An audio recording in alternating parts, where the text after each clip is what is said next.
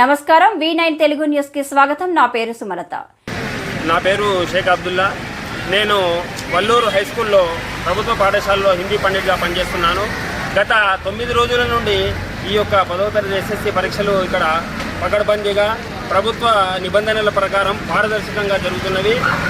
విద్యార్థులందరూ చాలా చక్కగా వాళ్ళ యొక్క ప్రతిభ నైపుణ్యంతో ఎగ్జామ్స్ రాశారని భావిస్తున్నాను.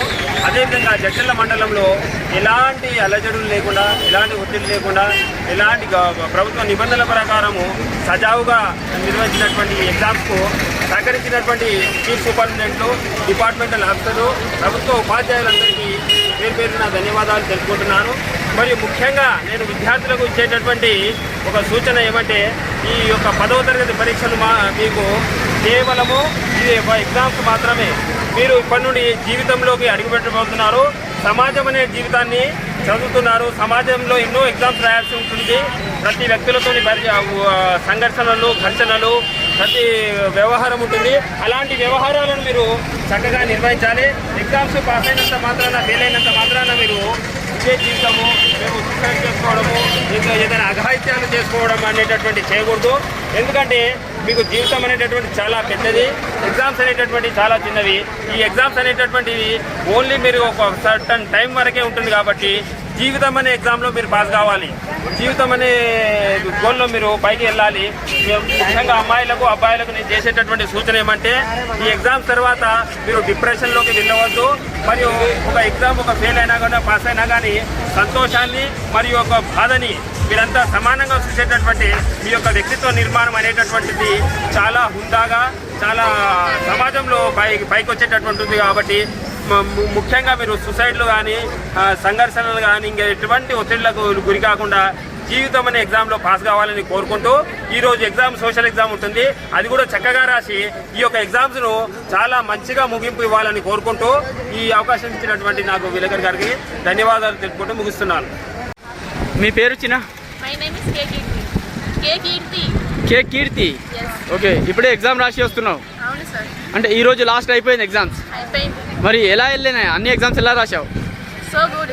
ఎక్స్పెక్ట్ చేయలే నేను చదువుకున్న క్వశ్చన్సే వస్తాయి అని. అన్నీ మంచిగా రాసిన. అన్నీ మంచిగానే రాసినావు. పర్ఫెక్ట్.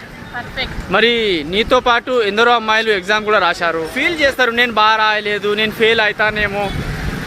అయితే అలాంటి వాళ్ళకు ఏం మెసేజ్ ఇవ్వగలుగుతున్నావు? అసలు మనము ఫస్ట్ ఆఫ్ ఆల్ మేము రాయలేము, ఇది చేయలేము అని అనుకోకూడదు. మనం కాన్ఫిడెంట్గా ఉంటే మనం అన్ని ఎగ్జామ్స్ ఏదైనా వీ క్యాన్ డూ అని అనుకోకూడదు.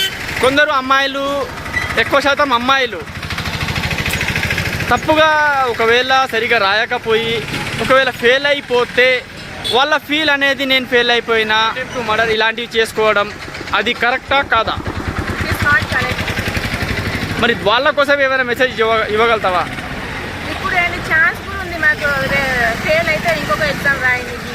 మనం ఇప్పుడు లైఫ్ పోగొట్టుకుంటే ఇంకా ఇలాంటి లైఫ్ మనకి ఇంకా ఎప్పుడు దొరుకుతుంది. మీ పేరమ్మా? ఐశ్వర్య. ఏ స్కూల్ మీది? అంటే ఇప్పుడు 10th ఎగ్జామ్ రాయడానికి వచ్చారు. మరి ఎలా రాశారు? మంచిగానే రాసిండ్రా? 100% పాస్ అవుతారని ఉందా కాన్ఫిడెంట్?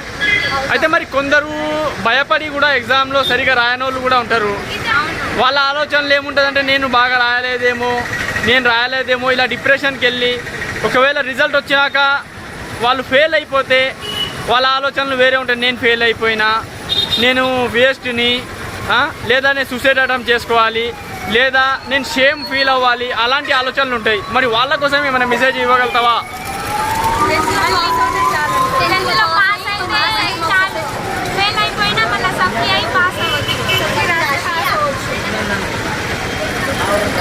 మీరు ఫెయిల్ అయ్యి మీ పేరెంట్స్ని మాత్రం బాధ పెట్టకండి. సప్లీ అయినా రాయండి. ఇప్పుడే ఫెయిల్ అయిపోయింది, ఆగిపోదు.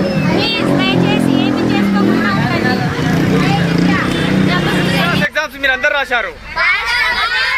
ఎలా రాశారు మరి? సూపర్. 100% first class.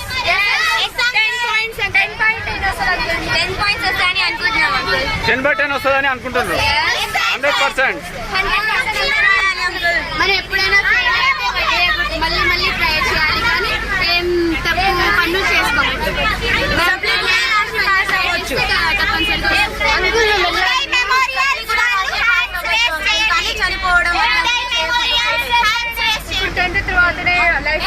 అయిపోయింది అని సూసైడ్ అటెంప్ట్ చేసుకోకూడదు అంకుల్. అంటే అమ్మాయిలందరూ ఇప్పుడు ఈరోజు ధైర్యంగా ఉన్నారు 100%. అమ్మాయిలు మరిన్ని తాజా వార్తల విశేషాల కోసం మా ఛానల్ని సబ్స్క్రైబ్ చేసుకోండి. ధన్యవాదములు.